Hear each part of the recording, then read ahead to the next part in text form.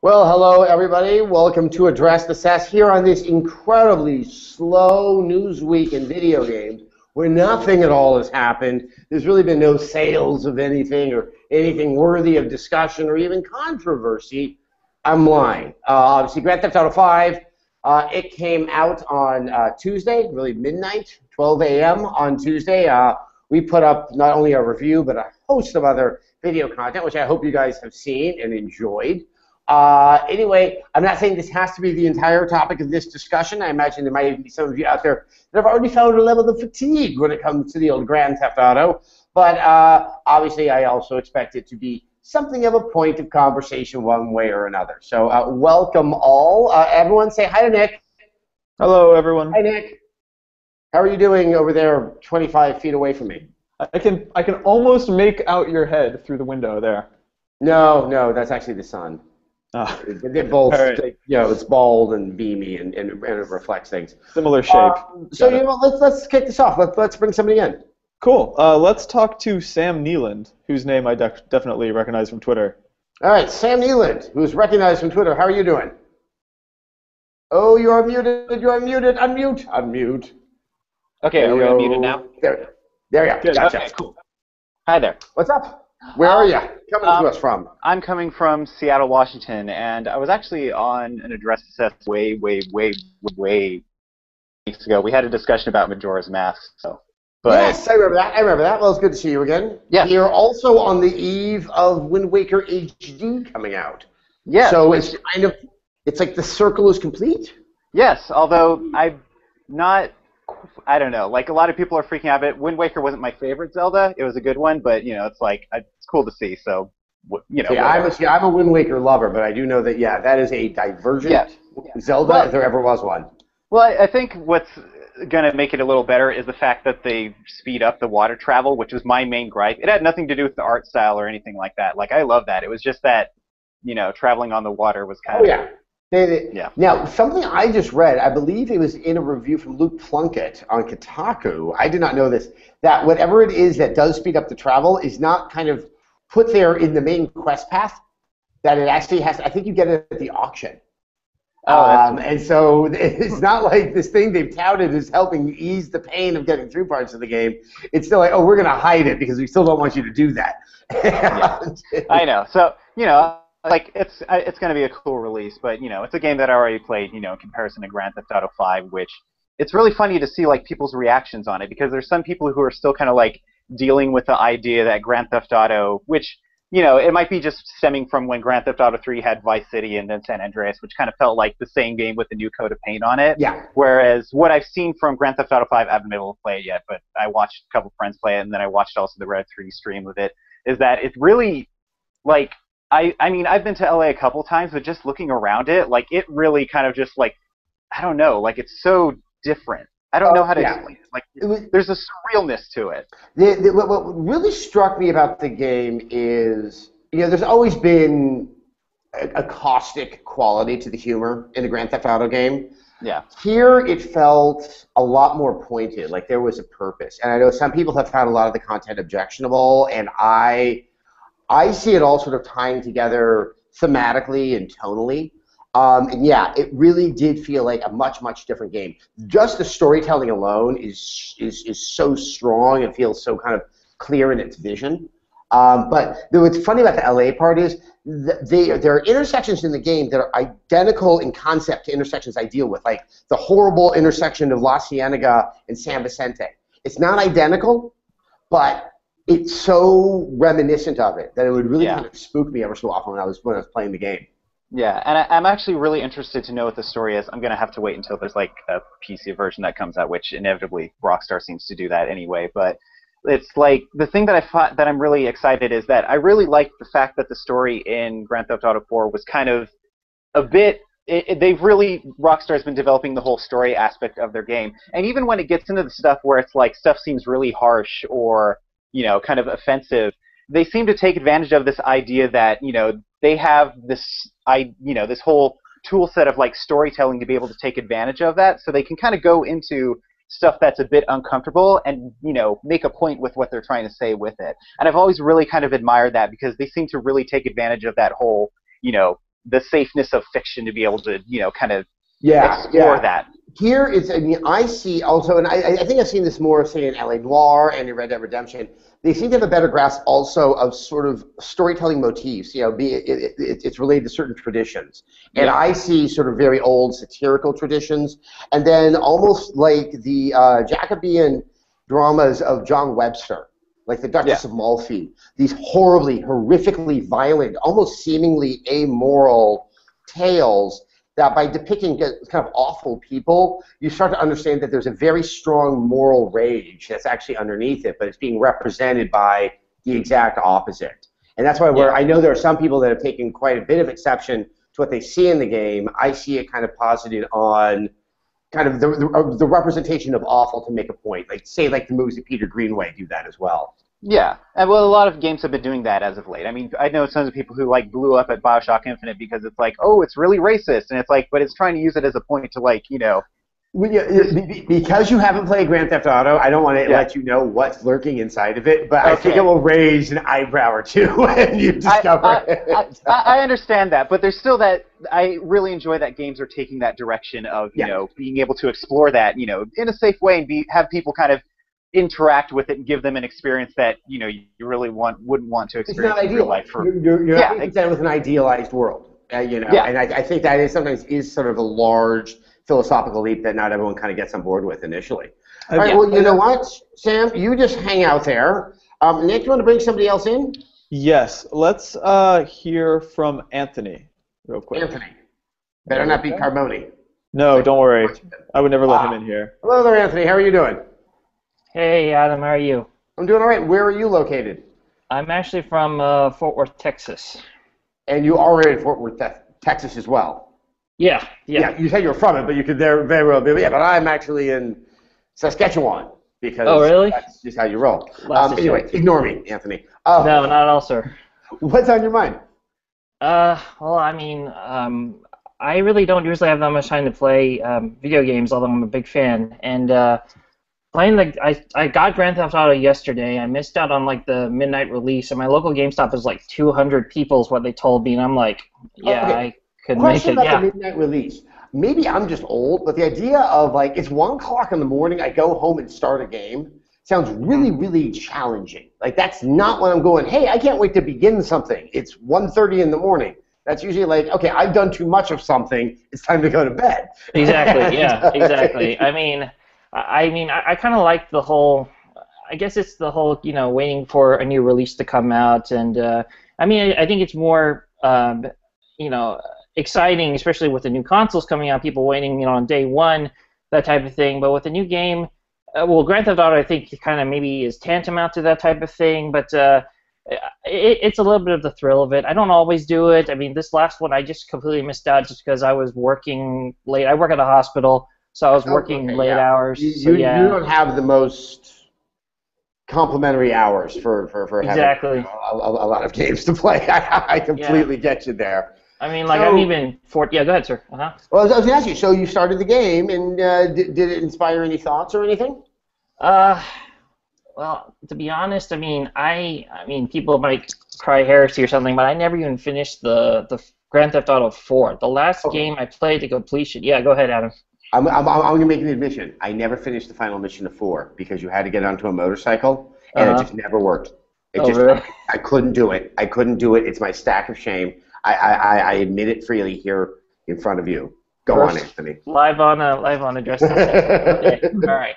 No, like I finished Grand Theft Auto Vice City to the completion, and that was the last one I played. I didn't even play San Andreas, and I think it was because I like that whole tongue-in-cheek thing with the 80s vibe back then, and the reviews that were pointing out towards it. And then when it came to games like San Andreas and Grand Theft Auto 4, which were more realistic, so then it was more kind of, I missed sort of that tongue-in-cheek thing. Maybe with Grand Theft Auto 5, I haven't gotten that far into it, but maybe there's more of it. I mean, Adam, you mentioned in your review that it's more kind of you said pointed, sarcasm or pointed commentary. Yeah, go ahead. Yeah, I mean, I would describe it as the angriest game I've ever played. Like, there really is a sense of just unbridled rage at the world around us. And that's true. And like, I think what's striking about it is that what you're saying is totally true. I played it for a couple hours last night, and like it's true that it's extremely angry, but it's like it's not the kind of edgy South Parkian rage that you saw in past GTA games. It's like a subtle, bubbling, like sort of. It's cutting a lot more often. You know what I mean? Like more often, you're just like, oh, geez, that's really like harsh, but it's not being gross. Yeah, needlessly. I would not use the word send up, which is I think what you can use with some of the other, I wouldn't say four, but some of the other Grand Theft Auto games. There's really almost. I see it sometimes in, like I also compare it to the author Gary Steingart in his incredible book, Super Sad True Love Story, where there's that comic level that's on the surface because of like almost the absurdity of how it's depicting contemporary life, but underneath it there's a sadness or an anger that, that sort of we've lost our way, or that we're, as I said in the review, that we're kind of a Babylon past the point of collapse, and that no one seems to be aware that that's going on because everyone's just talking in their own worlds of self-denial and deception. So is it everyone being aware? Isn't like everyone around the three protagonists? They're not aware, I guess. Just the entire world. There's a lot of other characters, and you'll see that it's still got that core Grand Theft Auto thing where the only way you can get ahead is by privilege or subterfuge, and that kind of core cynicism, but. There seems to be more of an acknowledgement, and because it takes place against a backdrop of an economic collapse, like what we went through in 2008, that you start to feel a lot of that tension and sort of what the residual effects were of really the past 20 years, right. With the boom or bust that this country has been through, and sort of like the mad grasp at materialism is kind of this way to obfuscate the more scary reality of just how people communicate with one another and what we do to get by. Right. So but it's all done in a very funny and horrific fashion. I can't wait to play there really more are of it some then. like moments that you're like, oh my god. I'm looking forward to playing more of it. So but I gotta, go ahead. Well, Anthony, you hang there. Hey Nick, do you want to grab something from the chat and then we'll bring in somebody else? Yeah, absolutely. One good question I saw out of the chat was, and I know it's an apples and oranges thing, but how does it compare to the Hot Wheels game? Exactly. The two biggest games of the week and the year, I feel like. Yeah. No, Mert Hussein says on Google Plus actually. So GTA 5 is out and is extremely different from The Last of Us. How are the two gonna? How will you be able to compare the two when it comes time for the Game of the Year discussions? And which do you think? Okay. We obsess too much about Game of the Year. I do not think about it. I think about things that I'm going to look back on this year and say those were great games, and I can't promise this now. I may not rank my Game of the Years. I may just do them alphabetically because they're really it is apples and oranges, and I like Game of the Year to highlight and praise wonderful accomplishments in game design, but we become so much more focused on the sense of contest and why one creative work somehow could ever be seen as better than another, and that somehow then kind of set in stone, and it's a truism that we discuss is just it's so distracting from the fact that there are two incredible pieces of work. I mean, Gone Home, Brothers, incredible pieces of work, and I'm thinking about them just as much as I've been thinking about Grand Theft Auto 5, and there's nothing that really I think kind of is so reductive as to think which one is better. I don't give a shit. I love both games, and I'm very happy I got to play both games. And I'm almost convincing myself that unless a higher authority demands that I go with this is better than this for this reason, I'm going to do it alphabetically. So that's my way. I dodged that question. Well done. So, Nick, do you want to bring somebody else in? Yeah, let's talk to Arden. Arden. Hello there, Arden. How are you doing? I'm good. How are you? Yeah, there you are. I'm well. So actually, I knew a little bit about you from Nick. So you're actually a budding game designer. Yeah. I make games, I guess. I do not. Exciting. All I am is a parasite on the ass of the game industry. No, you're not. Taking their precious fluids to maintain my survival. Obviously, I'm just making an assumption. You would categorize yourself in the indie space in terms of both the financing and kind of the type of game that implies. Yeah, definitely. I'm curious, when you see something like Grand Theft Auto 5, it's $800 million in sales in 24 hours. and you think about sort of what your efforts are, and you're more than welcome to flog your wares in this moment. I mean, do you see yourself even existing in the same sphere? When we say games, it would invoke both what you do and what Grand Theft Auto is. But practically, if you put them next to each other, people would probably have a very hard time saying that there's direct competition, much less even kind of a symmetry between them, other than that they're interactive.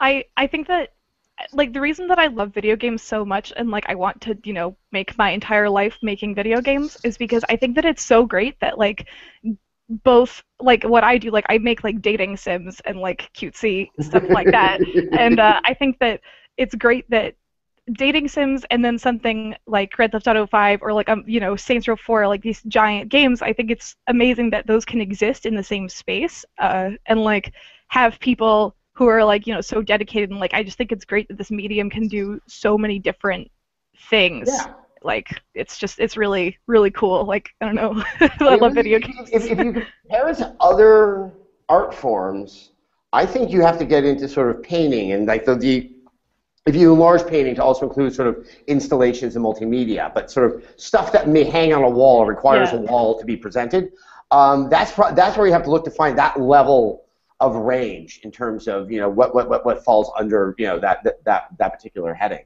So have you got a chance to play, or have you got a chance to see anyone play Grand Theft Auto? Yeah, I've been watching people play Grand Theft Auto 5. I haven't played it myself yet, but I've definitely been watching streams and stuff. I actually find it interesting that you think that, like, a lot of the stuff in the world, like, because, you know, obviously people have taken offense to a lot of stuff, and you know, I obviously, like, I have some issues with, like, the way that a lot of the stuff is done. Please. I mean, yeah, this is a forum for conversation, not for. No, I just I really enjoy like the Saints Row games and stuff, because I feel like they actually do a really good job at being, like, satirical and stuff, whereas I feel like the stuff that's in Grand Theft Auto 5 isn't really satire, because it's not actually making a comment about the stuff that it's claiming, like, to satirize. It's just presenting it, and, like, there's nothing in the game's, like, mechanics or anything really that's, like, telling you this is a bad, you know, this stuff is, like, bad. Okay, I think I see what you mean, is that where one could argue that their satire through the comedy really is in a non-interactive, or at least a non-controlled mode. Yeah, so, like, it could be ambient dialogue, it could be a cutscene, but there's nothing. I can't do a funny behavior, is what I think what you're trying to say. Well, I know that the thing that bothered me, like, the most, I guess, about GTA 5, and, you know, I love, like, some of the other Grand Theft Auto games, like, you know, Vice City is one of my favorite games ever still, but I think the thing that bothered me about Grand Theft Auto 5 particularly was how, like, strip clubs worked, because I know that, like, you can go into strip clubs and, like, get private dances, and you're actually, like, encouraged to, like, try to grope the dancers, like, when the bouncers are not looking. I didn't do that section, so I actually cannot. I cannot comment or deny. No, yeah, it's fine. It's just super gross. It wasn't out of moral outrage. It was like, I need to get through this game, and so I tried to minimize some of the less essential things in it. Yeah, less important stuff, maybe. I play in a large open room that my wife is also in, and I don't have to. I always have to explain away what's on the screen. No, it's like, oh, it's just video games. Don't worry about it. So the only thing I would offer up, and this is for everybody who's here, is there have been divergent opinions about this.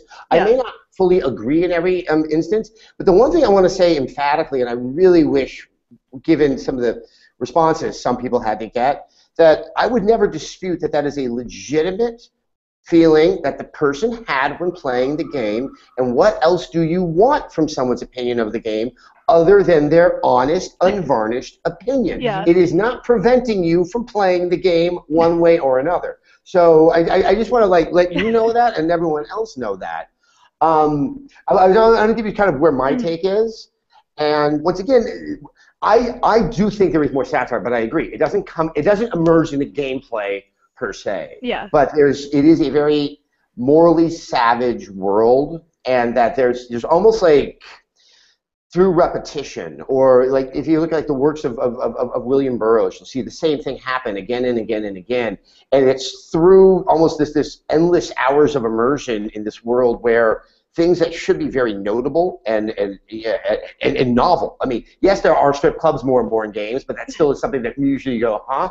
That it becomes completely normal, that you almost buy into this verisimilitude of a place that really feels like it's gone off a moral cliff. I think I may be the only guy that has a reading of the game this way. Some people think it's really awesome that there's strip clubs, and some people have honest, issues with it. But that's interesting. Now, the one question I have is, do you feel the game encourages it, or is it by virtue of it being there, clearly the majority of the players are going to indulge in it? This is actually a thing that I struggle with in making games a lot, is how much do you want to allow the player to be an asshole? Like, it's like really, it's a hard question, like, to ask, but I do feel like the fact that it's just presented as, like, like, go, like, grope these women and then, like, they'll come home with you for sex and stuff, but, like, that's just, it's weird. Is that what actually happened?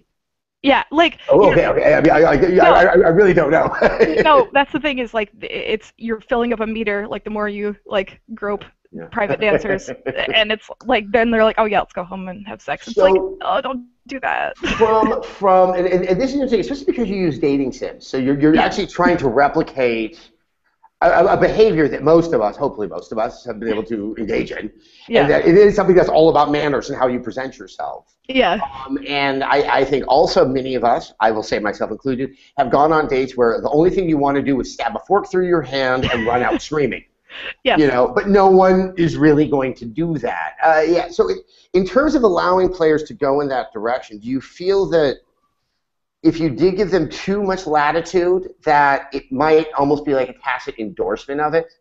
I definitely, I think that I do feel that way, like, depending on, it's all so dependent on context and stuff, but I definitely do feel that, like, you can let people, like, be too awful, maybe, and if you're not, like, actively doing something in your game that shows that, like, this is a bad thing and, like, you don't approve of it, then why give them the option? Yeah, and if I'm not mistaken, the game, like, explicitly encourages it, because the whole premise of that minigame is you grope the strippers when the bouncer's not looking, because there's a no touching rule, and that's how you fill the meter, is by manhandling the strippers without their permission. Right? Yeah. And then she'll, like, go home and have sex with you, and that's like. Actually, Danny Valdez on the YouTube chat says, do you think Grand Theft Auto 5 is misogynist? Women in the game are all either strippers, laughable new age airheads, or nagging wives. So, Arden, I'm going to throw in my 2 cents, and I want to hear from you, because you know what? I'm going to say 2 things. I am coming with this opinion from a position of privilege. I am a white dude. So I do not feel that I am the undying authority when it comes to identifying misogyny, although I think most people know I have called a game out for that, and, I know what happens when you do. I think that one can find issue with the representation of the female characters, and I think that there are, like, interesting discussions about the lack of a primary female character, but I don't go so far as to feel that the game was singling out women in a more particularly hateful way than any other character. It didn't encourage violence. Say, like, the Bros Before Hoes thing was more or less, here's a reward from the game makers for stomping a woman's face in. That was where my line was crossed, because obviously violence against women is unacceptable, but when you do these things that kind of make that look like, even by a joke, like, that's acceptable, that is just, that is nauseating to me. Like I said before, I said in the game, I looked at it as a horror show as Primal Scream, and so I didn't see representation of female characters to be more remarkable than the representation of just horrible human beings. And the one thing I will, and maybe this is why I had my reaction to it, is, I left LA a year ago, and I did not leave it under circumstances, well, at least the departure from G4 was not circumstances that left me with a warm, fuzzy feeling, especially towards the entertainment industry. And what I really saw was kind of that knife being poked into things I felt were, yes, they were a heightened and accelerated representation, but they were a lot closer than I think some people may realize. And that it offers up sort of that discussion. But as I said before, when I have an issue with a game on those kind of levels, it's actually a gut feeling. It's not some sort of intellectual or I'm looking for it. And I can just say that for myself, in playing Grand Theft Auto, it just didn't engender that reaction. Now, Yeah. Arden, do you mind? I would love to hear your I don't mind at all. It's like what I talk about most of the time. I actually, I really enjoyed. Like some people say that like Saints Row 3 or 4 are like misogynistic, but Not in the least. I know, but I don't think they are at all. Like, because those games actually like they feel very safe, and they also feel like they are still like making fun of like the culture that we live in that is not exactly friendly to women. But like I haven't actually I haven't like sat down and played Grand Theft Auto 5, so I feel like right. You're not coming from a position that you've seen the entire game. Yeah, but, like but the to stuff my that point, in terms of that gut feeling, where are you on that? I mean, the stuff that I saw, like that I mentioned about like the strip club thing, like that's really bad, and that makes me feel really gross and bad, and it's there's nothing. To be fair, if I played it, I'd feel gross and bad too. Yeah. I don't know if I would say it shouldn't be in the game or I had a problem with it. Yeah. But I also think that sometimes, I think it's kind of interesting that I know I would feel gross and bad playing that, but I do know there's other people who would not feel gross and bad. Exact opposite reaction to it. And it's funny because I think very different from your take on games, one really, you almost have to look at Grand Theft Auto it is what it is, and it starts to relate more to the player interacting with it, who's going to draw, each person's going to draw a different thing out of it. But, yeah. I think that again I'm not gonna be like, man, if you like Grand Theft Auto 5 you're such a bad person, because like that's not I think it's really important to enjoy stuff like this if you want to, but I think that it's really crucial to like critique it and examine this stuff, because that's the only way that like things are ever gonna get better. No one who's made this game or other games that have done this think that somehow this is not going to go unnoticed. And there are many works of art. Gauguin painted trees that were blue, and people got very, very angry, and it caused discussion. He knew exactly what he was doing. We need to trigger these discussions. It's not to say if the work of art should or should not exist. Yeah, exactly. It's literally, no, it opened up a discussion, and there's nothing wrong with having a discussion, not a rant-filled heat fest against people for proffering their own opinion. Arden, I'm going to move on because I've really enjoyed talking with you. Thank you. Do you want to pull anything out of the chat or bring up something else? A lot of people in the chat talking about the idea of a female GTA protagonist. One idea that I think is really interesting in here is sort of people bringing up also, of course, the trophy from God of War Ascension. Really? Because I mentioned, get out of here. Believe it or not. I saw one guy in particular, I'm trying to find his name right now, asking, why do you have a problem with God of War Ascension but not GTA 5? What's the main distinction? It's apples and oranges. That, as I said before, it was the trophies are a way for the game maker to converse directly with the player. And so it's there that you can truly pull intent. It's not in the murky world of subtext or something like that. Right. The scene, I know it's not the immediate scene that preceded it, but I don't care. That's what the trophy's talking about. The Fury's head is stomped in an exquisitely violent scene.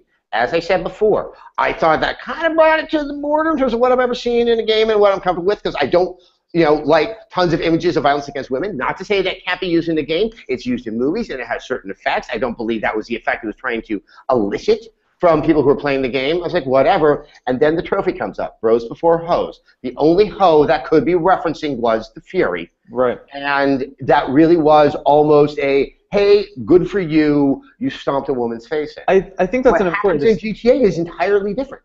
And I think it's far more murky, it's far more debatable. I think it's consistent with the tone of the game. And also, I do not think that the makers of this game think that that is the way to behave.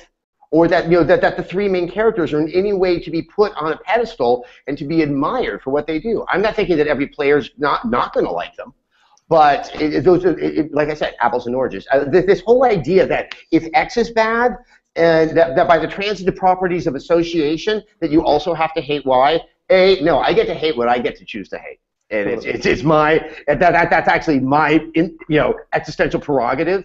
But moreover, it is not math. It's something a lot more interesting, more philosophical, more sociological, more psychological than that. Yeah, I think they're two very different problems, right? Like God of War as a trophy was pretty actively distasteful towards women, and I think what you could accuse GTA 5 of maybe is it's not it's more ignoring women, I think, is kind of the problem. Yeah. Like, I think there are male characters in GTA 5 who inevitably are cool and smart. Like, even if they're flawed, complex protagonists, I think they Right. are kind of cool and kind of smart. And I'm only a few hours in. I haven't seen any cool or smart women yet in GTA 5. And what I'm hearing... Yeah, I wouldn't call the male protagonist smart.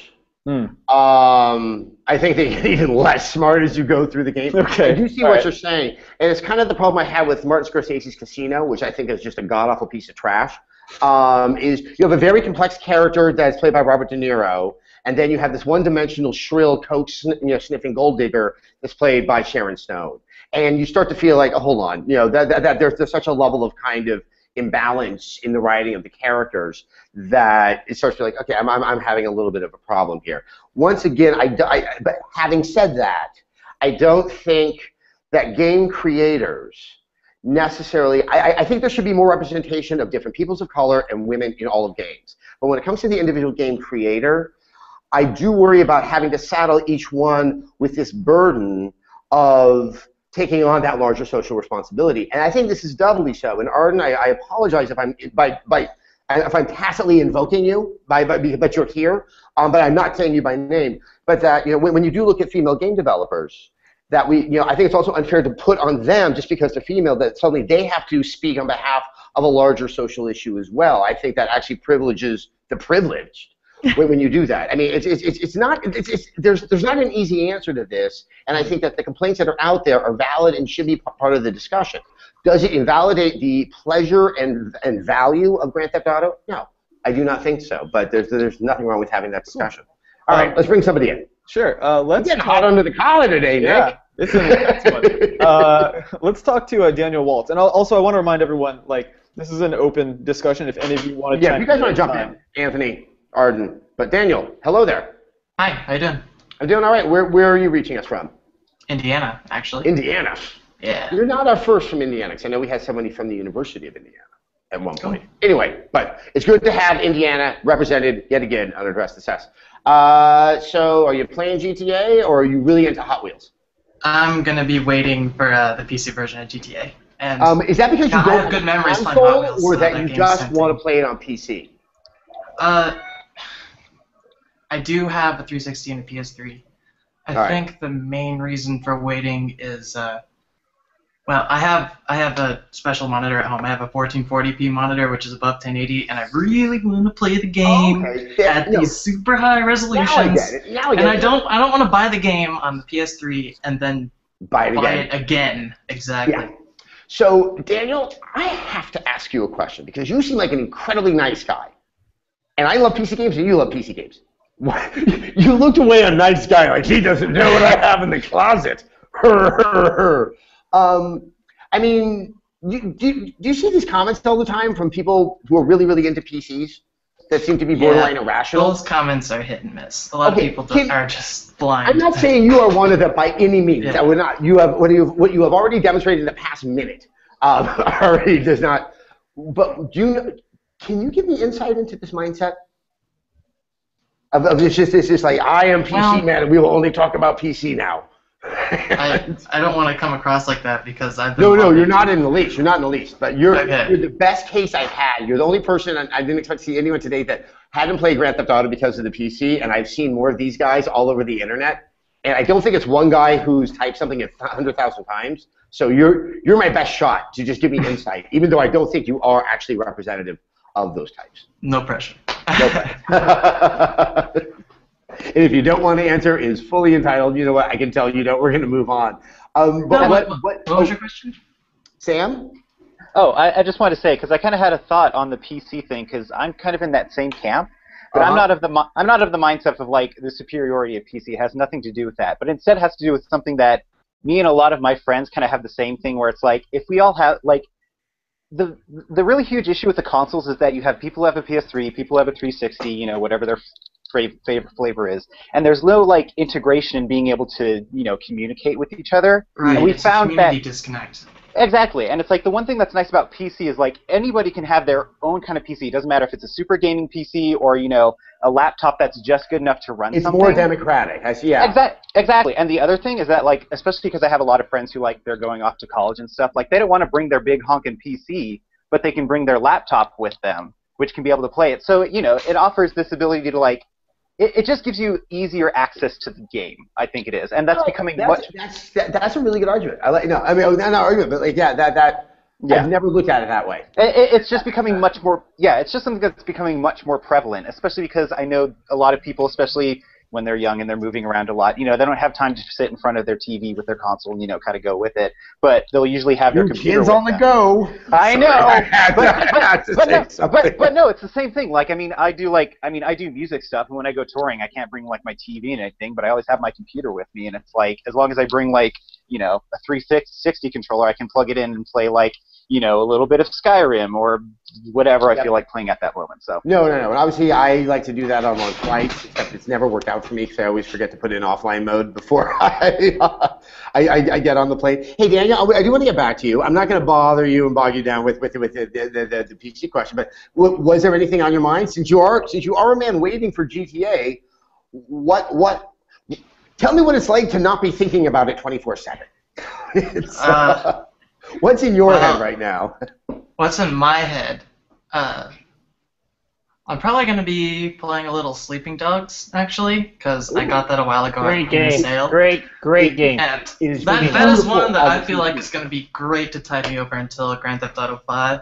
And also, I'm probably going to mod the shit out of Grand Theft Auto 4 and just see what fun I can have there. That was actually my first, when I first saw GTA 5, when I first saw it like running on the Xbox in the office, my gut reaction was, that game looks like GTA 4 with all those really nice PC mods that makes GTA 4 look like a contemporary video game. Yep. It doesn't let you play as a horse driving a Cadillac though, but not yet. They'll get to that point. Yet. But yeah, Anthony, I'm with you. I had the pleasure of playing Sleeping Dogs during my time in the wild when I was without work, and I don't think I've played a game to that level of completion in a very, very long time. Oh, cool. Yeah, that game, I don't know. I mean, maybe I'm being stereotypical here, but I mean, the whole Asian Hong Kong. I mean, was originally True Crime Hong Kong. It was like the third. I think it was just called True Crime. And it was originally a female protagonist, right? Right. Yes, it was. I didn't know that. Yeah, 3 iterations ago, it was like True Crime. Actually, I think it was going to be an original IP. Actually, no, that game started out as a Sesame Street game for Kinect. Basically. So know. That game got handed off like more times than like, I don't know, Duke Nukem or something like that. It's pretty. But unlike Duke Nukem, it lived up to its potential and the hype, and it was I mean, it was definitely one of the sleeper hits, I think, of that year for an open sandbox game. Yeah. And it's a game that should have done so well, and IDOS and their crack marketing team that seems to like not sell and then complain when they oversell on Tomb Raider. Yeah, just could not find the audience with that.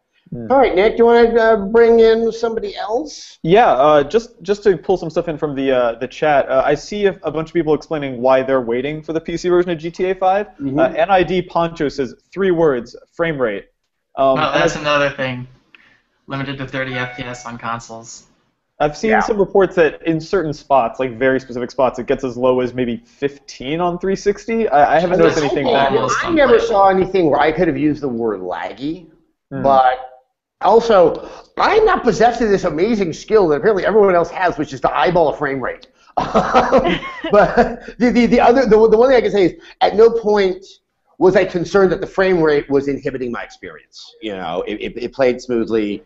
Maybe it's because when I started out, words like frame rate and jaggies and all this stuff was so important in the review of a game, and we kind of lost sight of anything interesting to talk about, that I'll be fair. You probably don't want to watch my reviews if those are the parts of the game that you care about. It's just not there. I think it's pretty easy to get past the bar of like Sonic 06 level of legginess. So Yeah.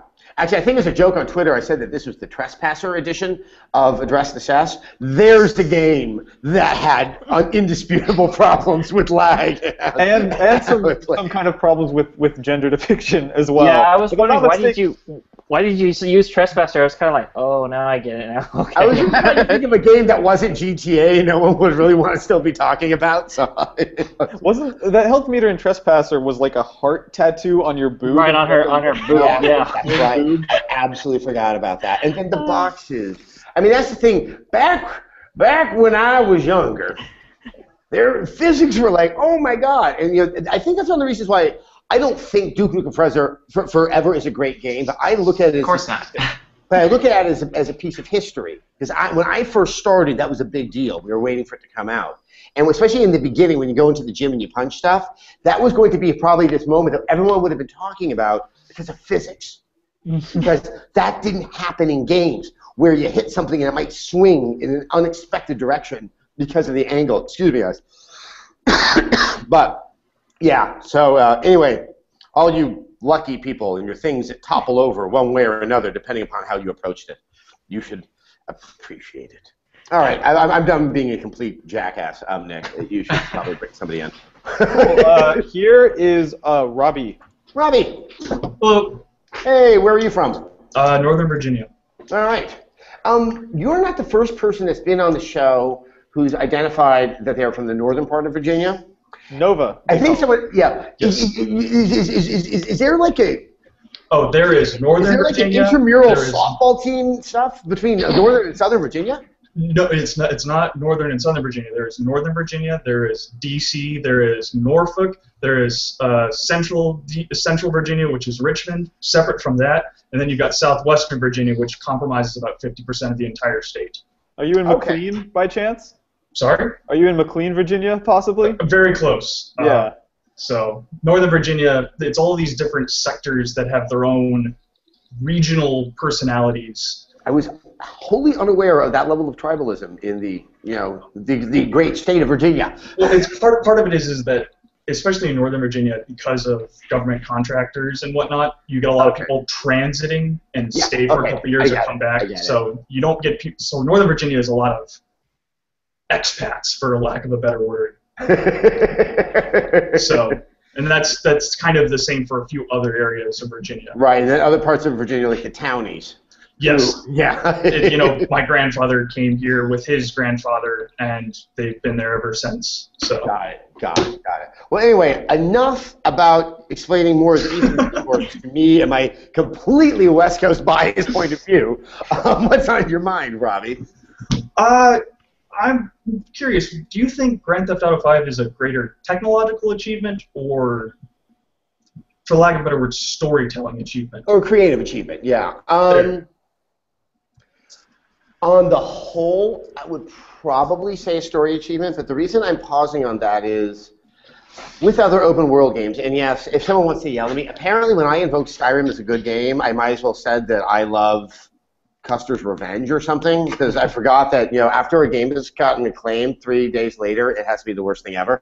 But like Skyrim, it's the way in which you have to kind of get lost in the world and it creates a sense of verisimilitude is so essential for the game having its impact.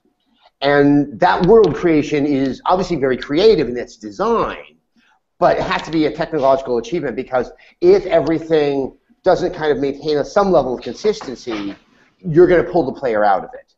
The thing that is most memorable and resonant that came from Grand Theft Auto 5 was definitely on the story, but I think that other aspect of the game had to be there to make it work. Fair enough. I was just wondering because, at least in my mind, in my memory of the previous Grand Theft Autos coming out, it was always more of a... Well, people were always talking about it from, like, first Grand Theft Auto 3, and it's like, sandbox is the new thing. And as other games came along, Grand Theft Auto was like was about like San Andreas was just the sheer size, right? And then 4 was the level of detail inside the sandbox, right? And so for 5, I'm seeing, at least from the streams I saw, I haven't gotten a chance to play it yet. It always seemed like the level of detail is insane, but sort of plateauing. In terms of what's capable with the generation. We've reached a point where, yes, we know it's better, but it's not so transitional that is just like, oh my God. We also expected it to look really, really good, and it did. So, yeah, I see what you mean. I think that's why, since GTA 4, with LA Noire, with Red Dead Redemption, with Max Payne, the storytelling chops coming out of Rockstar have really started to grow, and now we've seen, I think, a lot of the learning from that put into the Grand Theft Auto franchise. So yeah, it's funny. It's a neat question because you always look for that one thing. It's like that's the notable next step, and there's many notable next steps, but not the one that kind of becomes the signature one. Though the fact is that you're moving through this world without a load screen is pretty damn impressive. It is, it's the one time where there was some lag or that there was some delay is actually hitting pause. I think pulling out of it, is actually pretty hard. So like when I was watching the Rev 3 stream, it started out at an airfield. Somebody grabbed a plane and then just flew to the city, and then jumped out and landed on a rooftop. And everything was so seamless. And then they landed on the rooftop and they stole a car and they drove through a tunnel, and it was just so seamless. That in a way that was very impressive, but at the same time, none of the technology struck me as being that new talking point.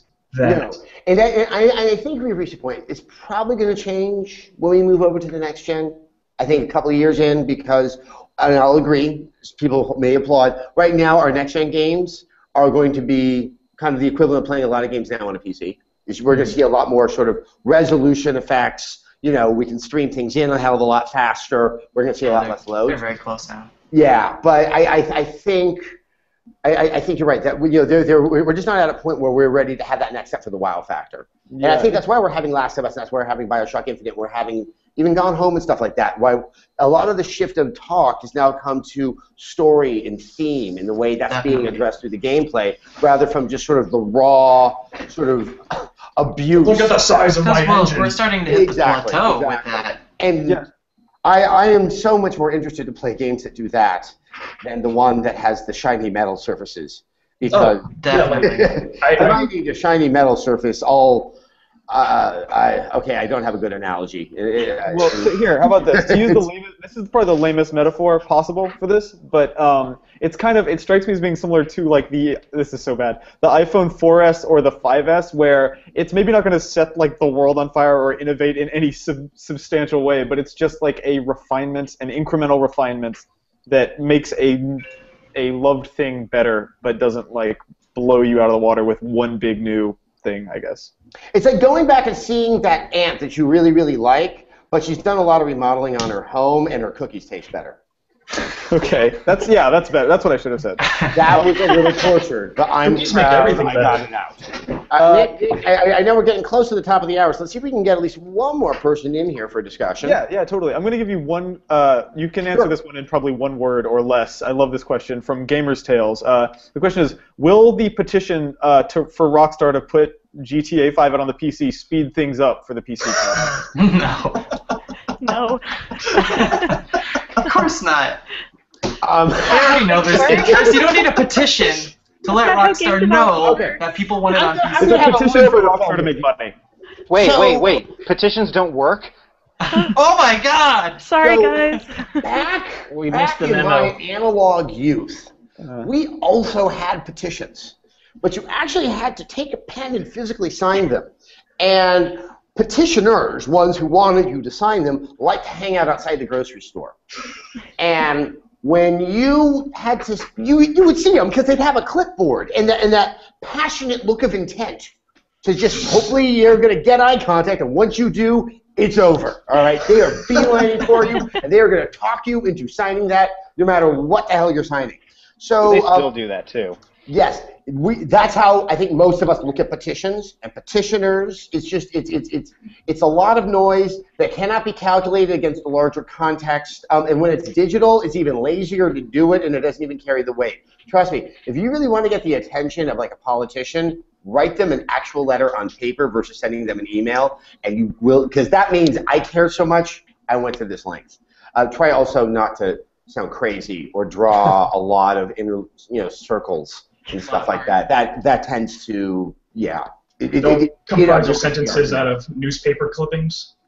Yeah, that's also very, very good point. I bet if you did that, they'd that's put what the living in game out. Virginia teaches you. I need to Also, try dotting your I's with a heart. Yes. That's what I do. Cool. Let's talk to Tim Fiesel. All right, where's Tim? Tim, there you are. I'm so sorry. You are muted. Muted. Tim, you got to click the little unmute button up in one of the corners there. It's red with a microphone on it. Like we've been saying, we got to start selling unmute yourself. Yeah, we're going to start selling. Do you guys all know about the Red3 Games store? Yeah, that's a great time for a plug while we have this window. So we have T-shirts here. One T-shirt I think we're going to have to get is the official address. That Sess T-shirt is just going to say, "Unmute yourself," and no one will know it. Definitely. You can wear it, and it'll be a conversation starter. All right. Well, in the meantime, let's talk to Vincent. Hey, Vincent, how are you doing? Hey, can you hear me? Yeah, I gotcha. Hi. Hi. How you doing? I have those headphones. Yeah. I'm doing well. Vincent. So what is on your mind? And let me guess. It is about GTA. Slightly. It's absolutely fine. Slightly. I haven't gotten it yet, but all this talk about it just got me thinking, and I want to ask you, as this generation comes to an end, we've really seen games step up in terms of their storytelling, like with Rockstar, BioWare, Naughty Dog. And I was just wondering, of the games that have come out, what would you say is the pinnacle of that? Like, what was your favorite in terms of, its storytelling? For me, it was BioWare, because I really love the Mass Effect games, but I'm just curious, like, what were yours? You're trying to force me into, like, best of the generation, because everyone knows how much I love story in games. Slightly. Okay, I'm going to pivot a little bit, and forgive me. I love the Mass Effect games, and I'm a guy who loved the ending. If you guys want to have a little bit of fun, it may be up. I will never go to that website again for as long as I live. The last review I wrote for G4 was Mass Effect 3. Now that the story is out, that I was already aware of the rumors that I was losing my job. I read my original text of it. It is so deeply embedded in that review about a sense of finality of end and existential dread. And if you would like to see what happens, that I'm not immune to the world around me when I write my reviews. But yeah, I really did think that there was something very emotionally nourishing, I think, towards the end, because a lot of the decisions you were making, it was almost like because you knew that world was ending. They either became important, but their actual, existential impact was increasingly muted because of the big nothing. In terms of storytelling achievement, though, the one that's still standing out to me is Gone Home, because it's so beautifully. We used to make a big deal about Half-Life because of how it emerged, but what emerged was nothing that was terribly surprising. It had moments of, wow, that's really, really affecting.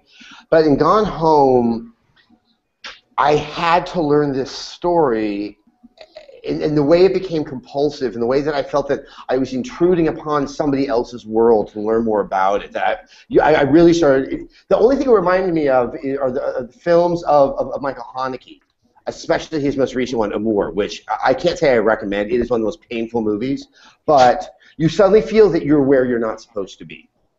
And that's how I felt in this game. And the way that changed, the way that I tried to draw the story out through the way that I was interacting with the world was just absolutely, it was just unbelievable. The hairs were standing on the back of my neck for the 3 hours I played it. Have any of you guys played Gone Home? Anyone? I've heard talk about it. Yeah, I know what it is. Like, what's it for? Is it just PC? Yeah. It is just PC. To be honest, I don't think it would. I think you need a mouse and keyboard because it's just the way that you sort of interact with it. I think eventually it could be moved over to console. I think it would be very challenging. It's a small game. But at the same time, Last of Us and BioShock Infinite, because they also move things into such a far more adult territory. You know, and the way they decided to resolve themselves, whether you like it or not, was not conventional and complemented the player. They made the assumption that the majority of people who were playing their game could get it, would be interested in it, and would be affected by it. That's, you know, that's unfortunately not all that common. So, and then as I've said before, I really like the storytelling in Grand Theft Auto 5. I don't want to go too much into it because you guys need to play it first, and maybe we'll have another discussion a few weeks down the line. We will be. I need some time apart, and I need to start seeing some other games before I can deal with Grand Theft Auto. You guys are just starting playing it. I don't know if you saw my video of what my body went through. My back was absolutely destroyed from sitting too long, and when you're old and you sit for too long, other things get a little bit funky as well. Funny thing, because actually, like, I've only played for like 3 or 4 hours of the game last night, and yeah, I had a backache after playing it too. I mean, you know what? Yoga. Yeah. There are certain yoga. It's in Grand Theft Auto. There's a certain type of pose that. Oh God, it's so silly. Yes, I lived in LA. But he taught me to do this, and you know, this guy helped me during Skyrim. I would go into the gym every day, and he would make me do these particular stretches to make sure that I didn't absolutely seize up. Not all of you have to worry about it yet. Oh, get ready. It's a come. I think GTA 5 might be about your life. Yeah. Yeah, I'm glad. I think I'm a little more Michael than Trevor. That's still probably not saying very good things about myself 50-50 whatsoever. No. Hey, Nick, we have a couple more minutes. Maybe we'll take one more thing from the chat. Yeah, actually, we've got one dude left, and if he can keep his question under 1 minute, do you want to take our let's do that. Because I would hate to. You got so close, Logan, and you didn't. Logan, how are you doing? Hey, I'm not too bad. How you doing? I'm doing all right. Where are you reaching us from? I am also from Indiana, actually. Whoa, do you guys know each other? I do not know him. Is it Daniel? Yeah. I don't know. Time to swap numbers. Yeah, there's a longer tail I could attach to that joke, but not the time nor the place by any means. Logan, so do you have GTA? I do. I actually got it at midnight, and I've been trying to play it through all my work and I've been doing so. So are you making progress, or is work getting in the way? I've put so many hours into it so far, but the way I play open world games is just ridiculous. Like, well, and also this game is so much longer than I expected, and it doesn't follow the same narrative where, you know, a lot of games, and even movies for that matter, like, you can start to see the end very early on. This was more syncopated in that rhythm. And for me, who was like actually on some time pressure, it started to cause a panic attacks. I'm like, I don't know where I am in this game.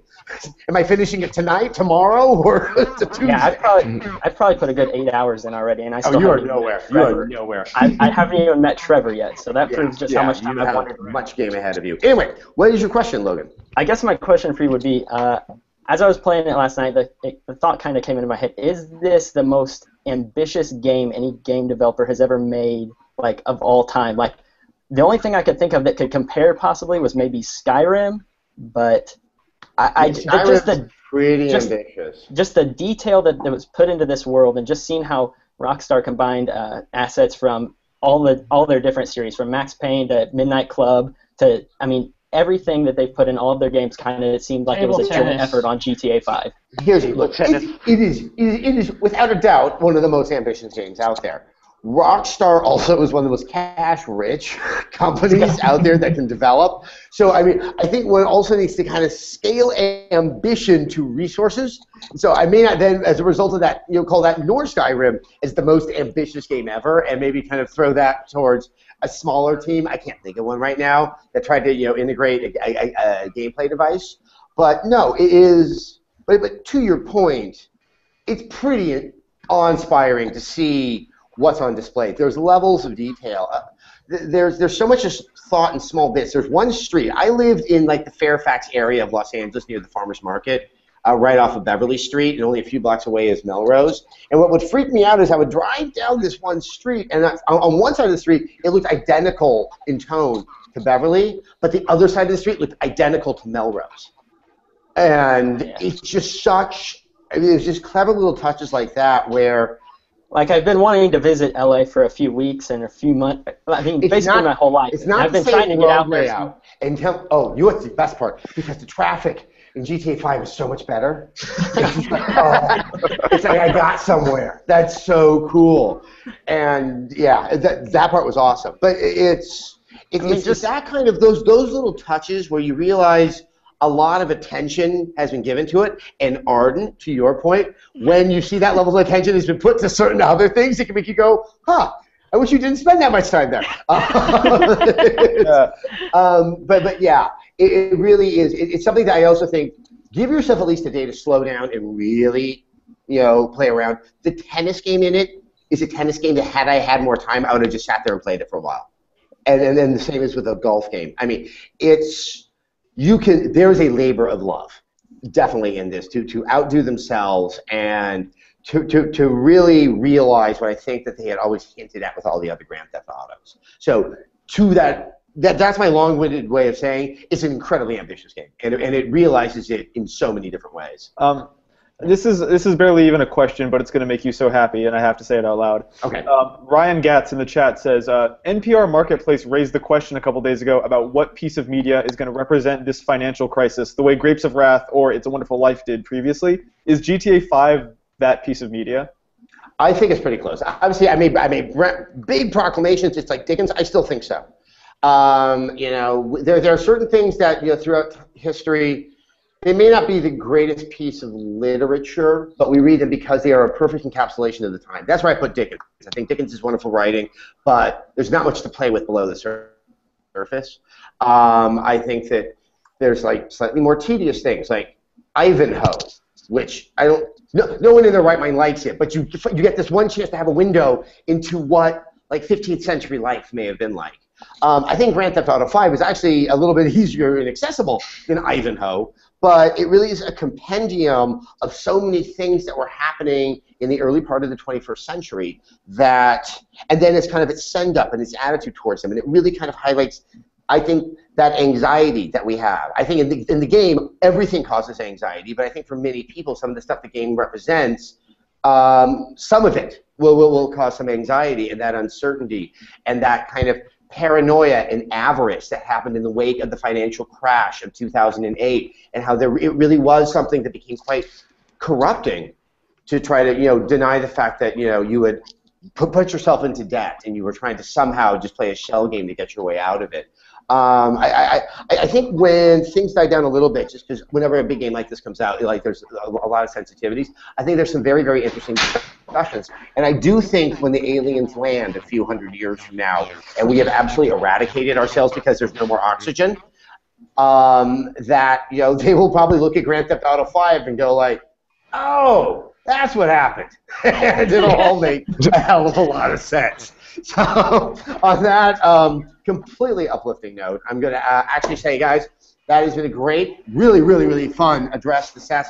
I do want to shout out one thing. I'm going to be doing some special videos that are all Q&A. It's kind of an addendum to Sessler or something. The thing is, I don't have very good questions right now. We're going to shoot out a link. Nick will have the link as well. It'll be in the description for this video.